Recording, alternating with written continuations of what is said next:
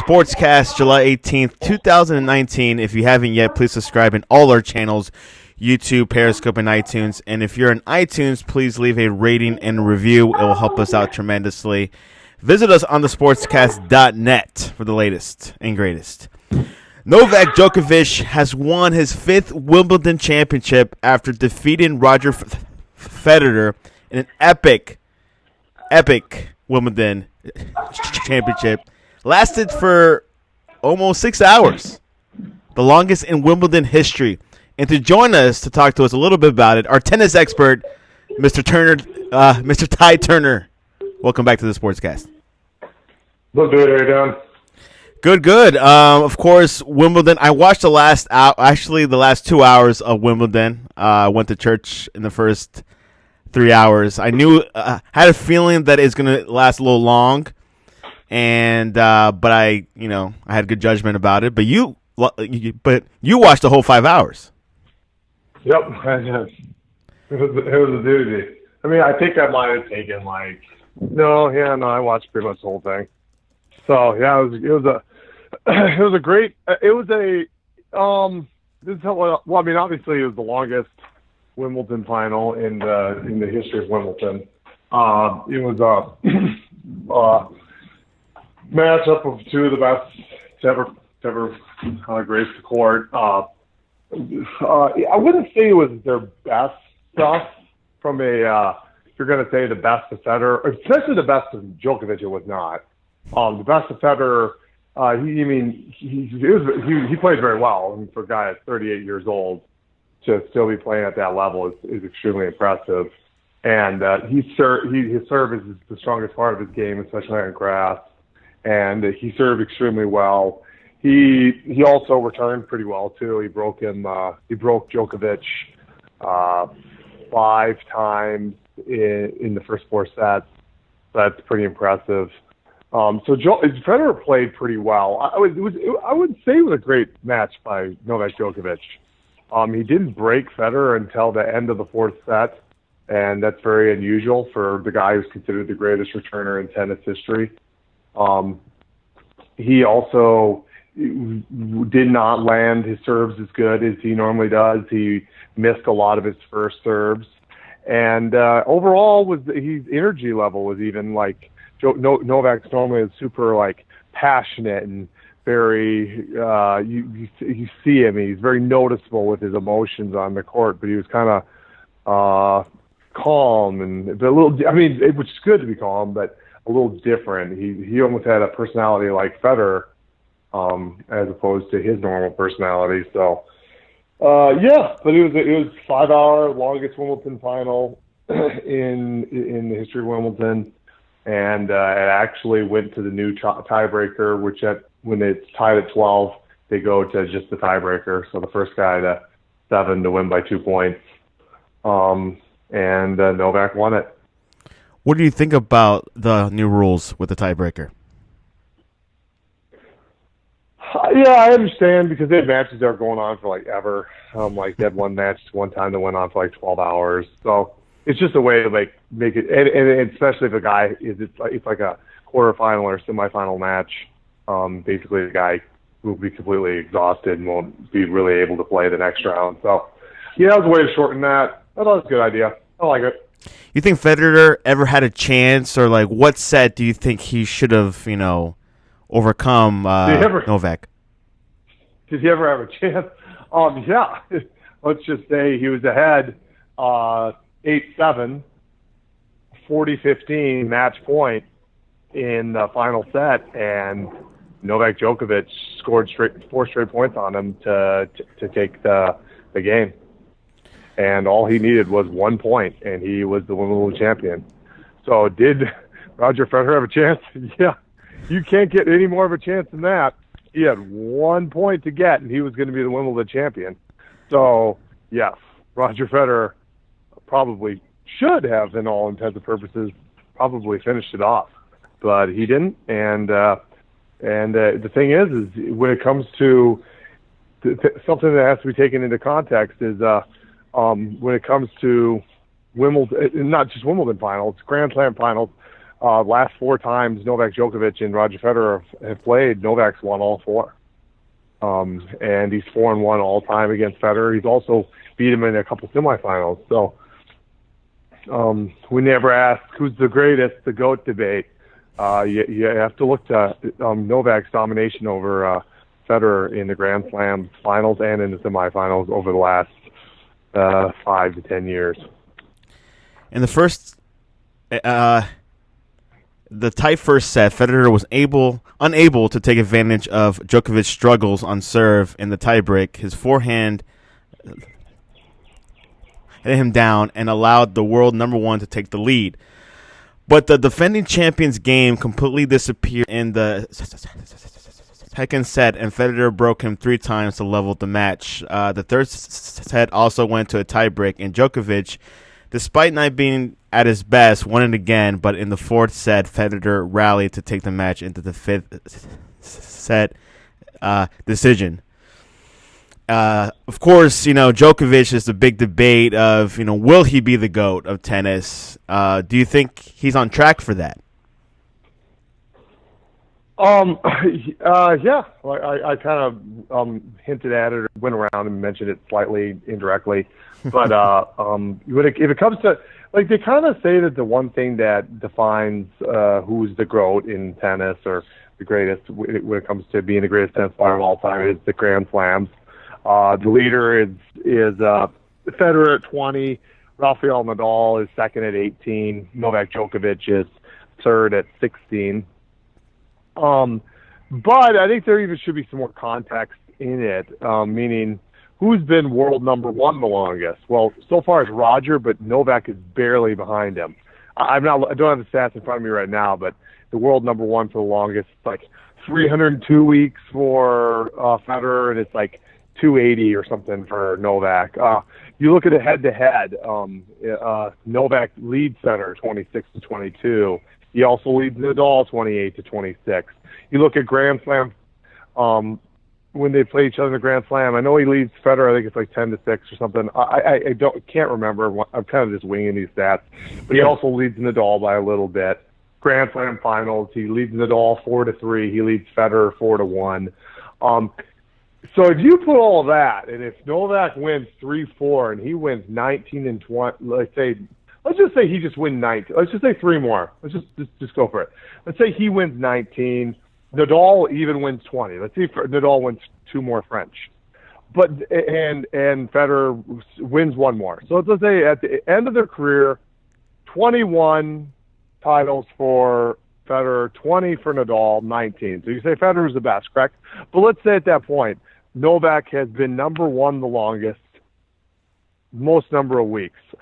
He won the head-to-head versus Nadal and Federer. He won the head-to-head in Grand Slams. He won the head-to-head in Grand Slam finals. He won the most ATP tours, the tournaments. But the only thing they have on him is they won a couple more Grand Slams. I still would probably say that I would give it to Novak because he leads in every other area. And even at this point, he's either close or is leading in every area over Novak. Over Roger and Nadal. So, yeah, I mean, I think if the benchmark is Grand Slams, then he has to get over Federer, but I think other things need to be taken into context too. And so Novak's close already. If he wins a couple more, and if he happens to win more Grand Slams, then he's unquestionably the greatest tennis player of all time. And when it comes down to what makes Novak so great is his consistency in shot making, his ability to return, his flexibility and his speed around just where when it gets to volleying, when it gets to the long rallies, it's extremely difficult to beat. He hit his shots, he hits just on the line, so you know that he's taking you from corner to corner, hitting those lines, and very few people can keep up with him physically. Because at the same time, when you're hitting those lines, there's a good chance that Novak will get it. He's just hard to beat in volleys. And he's just a great returner. When his return's on, he's tough to serve against. If you don't hit your first serve, there's a good chance he's going to beat you if you're only hitting your second serves. And it just makes it extremely difficult to ever get the upper hand on him. And That's what makes Novak Djokovic so good. Roger Federer has spent a total of 310 weeks as number one, world number one. No, Novak has. Okay, well, I'm looking at Wikipedia. Are you talking about all time? Or Hold current, on. Or currently, Novak's number one. Novak's Okay. been number one for quite a while. So you have to give context to that. Are you talking about Roger Federer had spent that much time in his life? That's probably correct. Currently, Novak. Probably second. Let me read the rest of the context. No, because Federer right now is number 3. He's not even number 2 right now. Wow. Who's number 2 right now? Is it Nadal? Nadal, yeah. Of course. Yep. Roger Federer also has been at 237 consecutive weeks at the top of the ATP rankings, the most of any player. Federer is also the player with the longest time span between first and most recent dates as world number one. I don't understand the context, man. Wikipedia. Right now, number 1 is no. I know Wikipedia. I know you're saying Wikipedia, but I don't understand Google. the context of. Yeah, maybe throughout history. No. You're talking out of context. Okay, throughout history, but you all of a sudden were just like, Federer has been number 1 for this long, and I'm like, no, he's not number 1 right now. So I don't know the context. You're saying throughout time he's been number 1 for 300. For 310 weeks. Oh, that's probably true. That's probably true. Yeah. Wow. How long is Novak then? Since you have Wikipedia up, how long is Novak then? They don't have him on for some reason. Let me look. Well, look it up. Novak. Look it up. Novak. How many days? I don't know how to Google this. How long has Novak been number 1? Well, where did you find Roger? I just Googled the world number 1 something. Oh, well. We'll probably move on. Because Roger Federer is not number 1 right now. It's just odd that they'd bring that up. Yeah. He's not even number 2. Speaking about Roger, how long does Roger have left in his career? What's your hunch feeling? Well, he played pretty good in this tournament, but he's always played good on grass if he's healthy. The grass is definitely the court that he's at his best, especially when he's healthy. So if he was going to win one, it was going to, I think, be on grass. Like, if he wins another one, I still think it's a Wimbledon. He has not played well at the U.S. Open. Like, some people are like, well, he's playing well, he might go to the U.S. Open. He hasn't really played that well. I think he's made one final in, like, a decade, and he lost that to Novak Djokovic. He hasn't played great at the Open. I think it's because it's a little later. He gets, his body gets broken down a little bit. So I don't think he's going to win the Open. I think the Open could very well be Nadal versus Djokovic in the final. So I think if Federer wins another one, I think it would be next year's Wimbledon. Wow, that's my guess. But it feels maybe he plays the Australian Open pretty good, and it's coming off of the off season, so he's rested up. If somehow Novak gets upset, remember Novak's very good at the Australian. I could see maybe Federer winning it, but my guess is Wimbledon if he wins another one. Feels like Novak has been on a streak with Wimbledon lately. Yeah, I mean he's been on a streak in general. He's won 4 out of 5 of the last majors. Yeah, he's won two Wimbledons in a row. He's won, I think, of the Wimbledons, I think he's won 4 out of the last 6. So yeah, he's been playing pretty good. But I mean, you could say the same. He's won 7 Australians. He's won 3 U.S. Open. So I'm excited to see the U.S. Open. I think it's gonna be pretty good. I somewhat got a feeling it's gonna be Nadal versus Djokovic in the final, but we'll see. And who will win that one? You think? I'm gonna go with Novak. That's right. You're a Novak fan. I always go, but I think he's the best too. Sometimes I'm like, I'm a Tiger Woods fan. I'm an Oregon Duck fan. I'm a Novak Djokovic fan. There's some times where it's like I'm a fan of the person, so I'm gonna kind of say that they're gonna win, but I don't really think they're gonna win. Like about Tiger Woods, I haven't thought he's gonna win. Like I don't think he's not going to win the British Open. If he wins the British Open, it'll shock the heck out of me.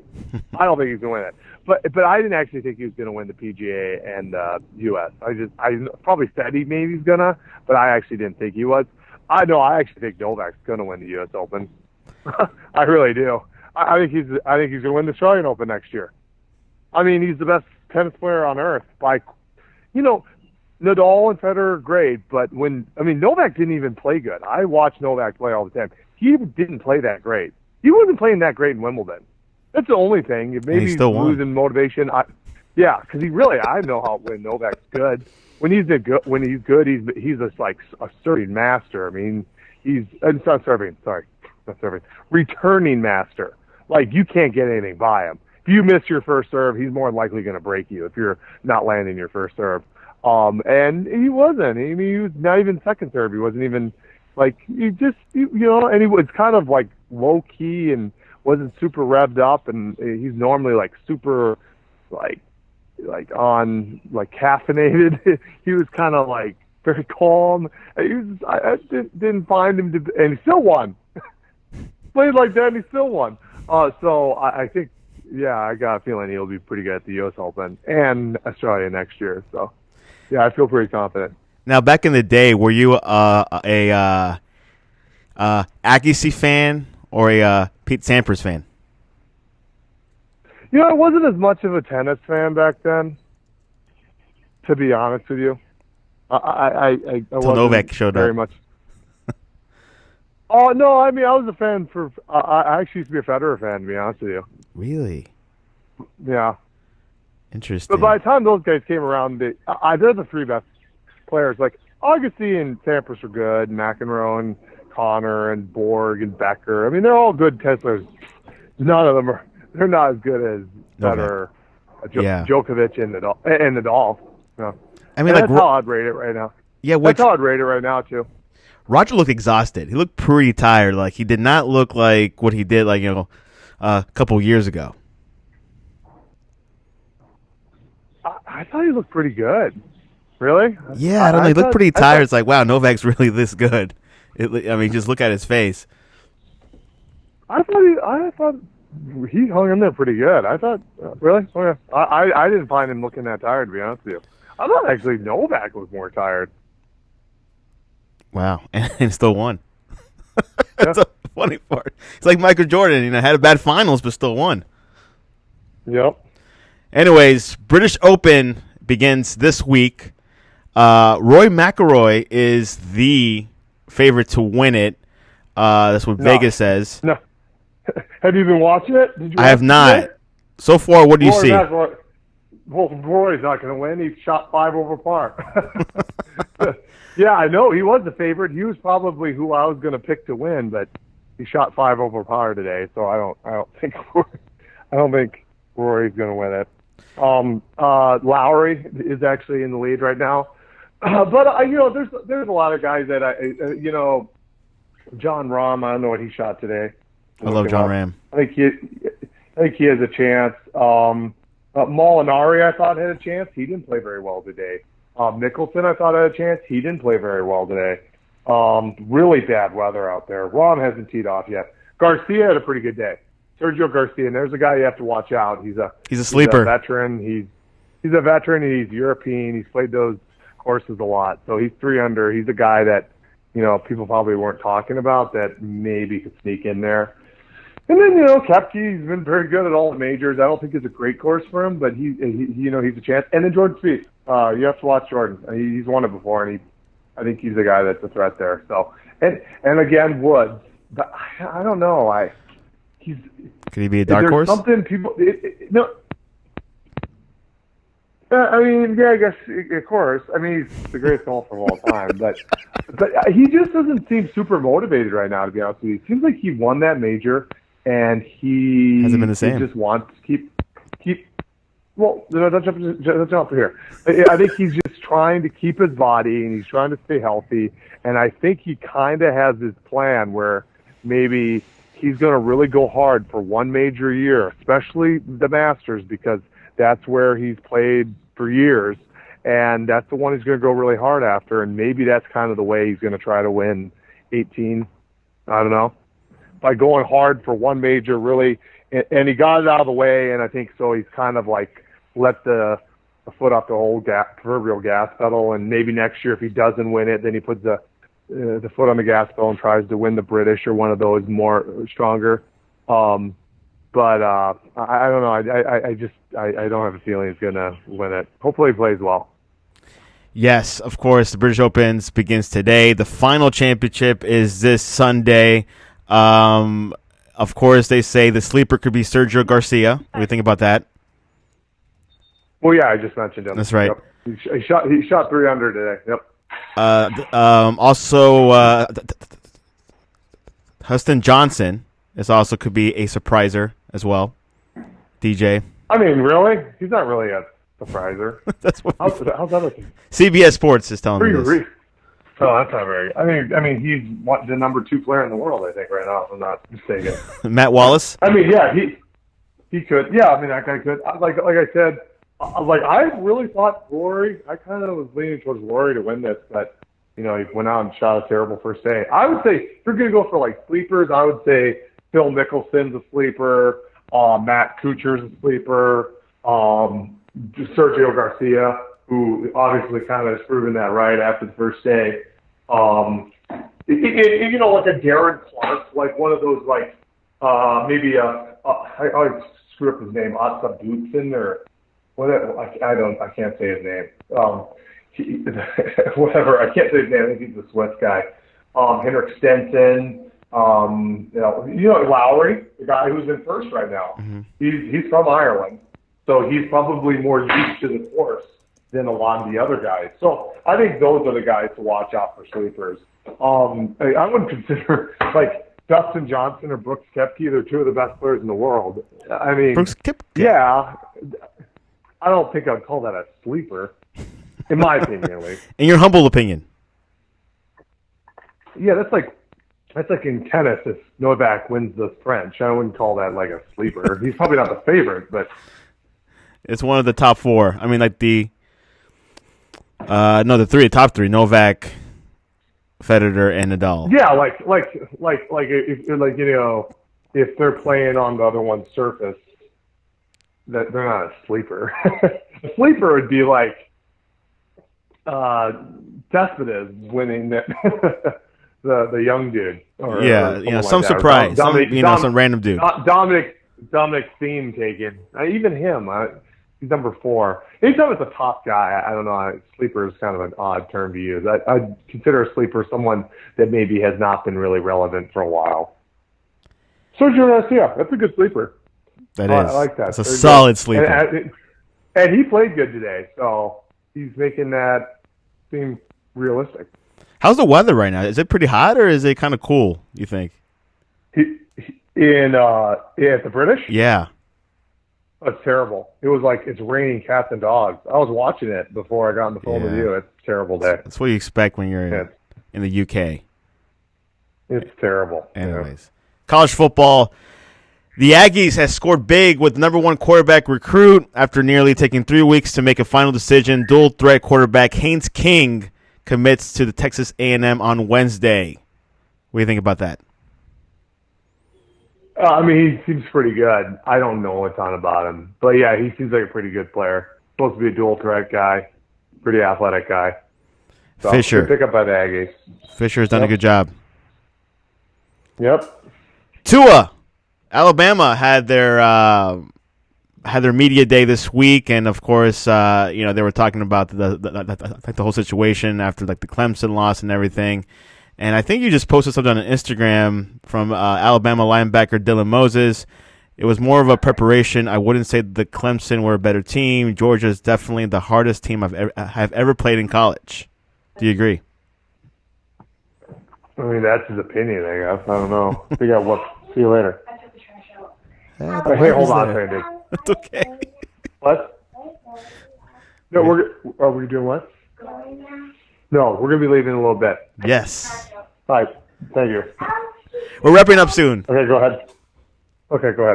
Okay. Keep on asking questions. So, Tua has learned many lessons from Clemson. He says, I think it's good to get both the opportunity to win and have the opportunity to lose as well. He said Wednesday at the SEC Media Days, "I know this sounds bad, but I'm glad I had the opportunity to feel a loss like that. What can you learn from winning? You can learn as much, but when you lose, you start appreciating things a lot more." Definitely in a different perspective as well. So I'm kind of glad that we did lose. Many lessons have learned from that loss. Do you think Alabama will be stronger after this loss? That was a better, much better and more thought out comment than Moses' comment. Yeah. I mean, Alabama has a ton of talent. They're one of the most talented teams in college football. They have one of the best coaches in college football. They'll be fine. They'll be fine. They're in the top 4, top 3, of course, in college football.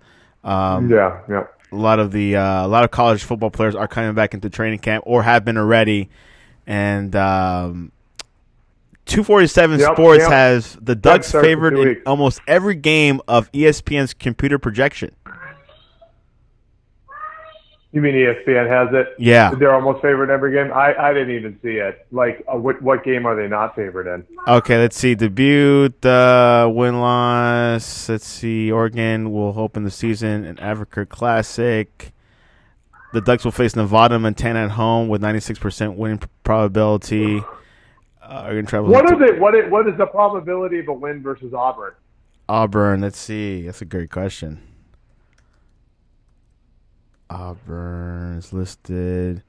They did not include a win total for Oregon's game against Auburn. This week, the FPI updated with a look at all. Okay. They don't have it. Wow, that's a tough first game. Crap. Yeah, you didn't know that was the first Auburn game? has a 7% chance of making the college football playoffs. That's all they have. So you didn't know that was their first game? I totally forgot. You didn't know that Auburn. That's the biggest game in college football, the first week of the season. Wow. You might need to know that. That's a big game. It's gonna be the game of the week. It's already the game considered. It's already the primetime game. It's at Dallas Cowboys Stadium. So yeah. And how is Auburn looking for next season, you think?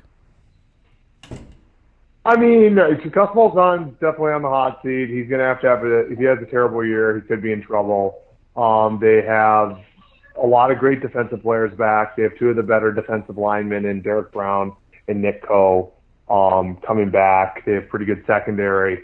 They have some talent on offense. The problem is they're going to start a freshman quarterback. It's going to either be Joey Gatewood or Bo Nix. One guy's Gatewood's a redshirt freshman. Nix is a true freshman. He's the son of former Auburn quarterback Patrick Nix. Malzahn's back calling the plays on offense. He's a great offensive mind. They have talent. They have talent on both sides of the ball. We'll go into the Oregon game later, but yeah. I think the big thing about the Oregon game is I think on paper it's pretty close when it comes to talent. Maybe Auburn has a little bit of an edge, but the big advantage should be the big advantage. If it isn't, then Justin Herbert might need to, I don't know, he might drop down a little in his pro prospects. But the big advantage is Justin Herbert's a 4-year starter, and Auburn's going to be starting a true freshman. And a big game on the road for both teams that should be a huge advantage to Oregon. That's what I see as the real kind of difference in the game. Because I think on paper it's a very close game. But when you look at one team has a 4-year starter and the other team is going to be playing a true freshman, I mean, the 4-year starter should have a massive advantage, you would think. So that's the big difference in the game, I think. The biggest game of the year for Oregon, besides Washington. Yeah. You need to clarify that. Yeah, because you said biggest game. It's biggest as it's the first game. It's the national game. It's probably the game of the week. But no, the biggest game of the year is Washington because that's your Pac-12 North rival. Would you say that is so much? The winner probably goes to the Pac-12 title. Good chance. The winner, gets the edge in recruiting because remember they're big rivals when it comes to recruiting. So no, the biggest, and it's a rival. So they play them every year. Their biggest game is Washington. Don't get it twisted, dog. The biggest game they play will be against Washington. Yeah. We'll see what Peterson has up his sleeve for that game. Anyways, Anything else before we head into predictions? No, I think it's just, get ready for football season. It's 2 weeks. As fall camp has started for everyone. I think August 2nd is the first day that people are starting. And I'm excited to see particularly what this season's going to have. And Oregon, see how good they are. And this is it. I think this is it for Oregon. What do you mean this is it? I mean, this is like their best team. This is what they're built for. 2019. Yeah, you mean best team as in far as what? Recruitment, talent, quarterback. Best team is in all time, or best team is in the last couple of years. Best team for this season. What do you mean best team for the season? Best. I mean, this is Oregon's team. I want you to clarify. Like, what do you mean? This is the climax. This is what we've been expecting for the past 4 years. Oregon's their talent. It was. Well, this 4 year, years ago they had three. It was 3 coaches ago, so I didn't know what to expect for it. Like 3 years ago, it was 2 coaches ago, and then no, I'm trying to clarify. No, I'm not disagreeing with you. I'm just trying to understand what you're saying. I'm saying that Oregon has been building for this year. I mean, this is the climax. This is Herbert's senior year. You realize? Yeah, that's true. Okay, no, let's talk about some of the facts to this, because that comment, I'm like trying to understand it, trying to break it down. Okay, best team for 4 years. Well, 3 years ago they had 2 different coaches ago. So they had, Mark Helfrich led them to the playoffs, and they had the 9-4 season. Then they had the terrible season. He got fired, hired Willie Taggart. He brings in his mojo and all his fancy crap. I had the pretty good recruiting class go in, and then he just jarts off to Florida State, and then Mario Cristobal gets the job, and then last year was his first year. So that's what I'm trying to say. That team, do I think this is the most talented team? The most talented team since Mariota. Yes. If that is your premise, yes, I agree. Since the Chip Kelly days. Since Mariota, there's been, they were playing a grad transfer quarterback. They lost some pieces, and then obviously they more pieces, and then they had to play a freshman quarterback. So as far as having the best team in place since Marcus Mariota on paper with talent on the roster, I do agree with that. That is very much a correct statement. Wasn't that freshman quarterback a walk-on quarterback? No, the freshman quarterback was Justin Herbert. Oh, okay, that guy. Okay.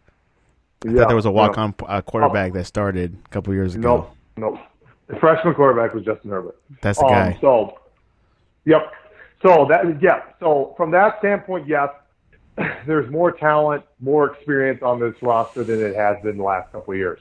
But I was just not trying to understand it, because you're like, this is what they've been building for. I didn't word it. I didn't word it right. But this is the best talent since Mariota, and it feels like, I don't know what's going to happen next year after this season. You'd probably know what's going on down the pipeline, but this year is looking good. Well, their best. Okay. Well, if you think about it this way, their 2 best recruiting classes in the last 5-6 years have been the last 2.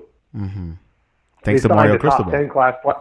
They signed the top 10 class last cycle, and then they signed the top 15 the year before. So actually, talent on the roster will be there after this season.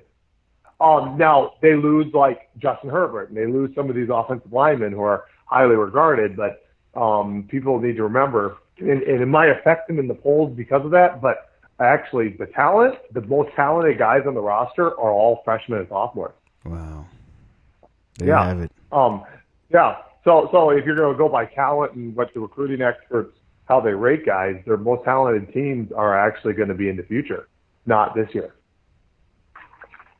Anyways, but yes, Justin Herbert's a senior this year, and because of that, if people do want to caution, I remember I talked about this last year. You probably forgot, because you probably did. I probably did. While this team has all the veterans back, they've brought in talent. They do have a kind of a tough schedule this year, and they play Auburn. They play a lot of their toughest games on the road. They play Auburn on the road. They play Washington on the road. They play Stanford on the road. USC still is one of the more talented teams in the Pac-12. They play them on the road. So while people need to, if you're an Oregon fan, you have to remember they haven't played well on the road the last couple of years. So even though this team is better and I think more experienced and even more talented than last year, it's a much tougher schedule. So that has to be remembered also. I can't wait for the preview show. We're going to have a few preview shows in August. We can't have just 1 hour of everything. Obviously, we'll have the shorter version of the Sportscast, the Oregon preview, and probably the Pac-12 preview. And then, of course, Justin will review the SEC.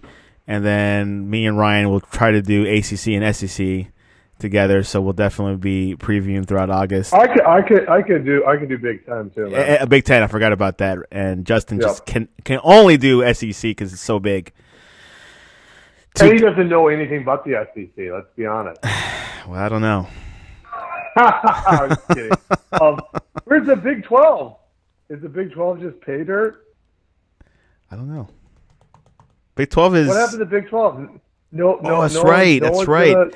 Yeah, we're looking for someone for Big 12. That's right. We're definitely looking for someone. We'll find someone. I'm sure there's someone out there. Go get it. Go hit someone up in Texas. Yeah, or Oklahoma. Go. Yeah, I mean, yeah. I was just thinking Texas. Just like hit some random person up in Texas. Like, hey, go preview. I could do. Okay, so I could do like right now. Pac-12. I think it'll be Oregon, Washington, and Utah. That's probably the three best teams. And the Big Ten, I would say Ohio State, Michigan on the one side. Penn State, possibly. The quarterback situation's kind of in iffy though. Disarray. And then I'd say on the other side, side's going to be really fun. I think you got East West, which the West. You got Nebraska, who's on the up and up. Adrian Martinez and all that young guys, but then you have Wisconsin, who's always good, and Northwestern's bringing a lot of people back, and Purdue's even bringing some people back, and you have Iowa that has some really good defensive guys, especially, and an experienced quarterback. So the West is pretty fun over there. The East, I think, is going to be, I really think it's going to be Ohio State or Michigan. It's the usuals. So, yeah, and then the Pac-12, I really do think it's going to be a Washington-Oregon battle. That's why that game's so important. The winner will probably represent the Pac-12 conference. Probably represent the North. And then the South will probably be Utah, I think. Unless USC somehow wakes up. I don't know. A sleeper. I don't count on USC, right? Yeah, I mean, they have the talent to be a sleeper. They do have the talent, but I don't. This is a sleeper episode. Yeah, it's weird calling the team with the most talent in the conference sleeper, but yeah, it's kind of the case there. But their front office is not that good. Yeah, their coaching staff is just, yeah. All right. Anyways, we got to wrap up because we got to make some money. Predictions, who will win the British Open? Since we're talking so much about sleepers, he had a pretty good first day. I think Sergio Garcia actually comes through. Sergio Garcia. I'm going to write that down. Yep. Will win. Okay, and random question, what is your favorite space movie? None. Really? Not even Star Wars? Independence Day? No. Okay. No. Here's another one. Not into... No. What is your favorite... Not into those kind of movies. What is your favorite Tom Hanks character? Probably Forrest Gump. Yeah, everyone says Forrest Gump. I always say the Castaway guy, which I don't know his name. The character's name. That was good. That was good. That was good. That. Ty Turner, how can people reach you to talk to you about Tua versus Herbert? TurnerCast. At TurnerCast. At TurnerCast. That's a sports Twitter. And, of course, you can reach us at thesportscast.net. College football preview this August. Like this, we'll figure out a date, and we'll promote it and make sure we'll have a lot of viewership for that one and get everything going. Anyways, that is it for today. Washington Sports, British Open this weekend. And then after that, we'll just start seeing some baseball, but then we'll see some football news coming in. NFL, the Hall of Fame game, of course, preseason, and, of course, college football afterwards. Ty Turner, I appreciate you coming on to the Sportscast. Thanks, homie.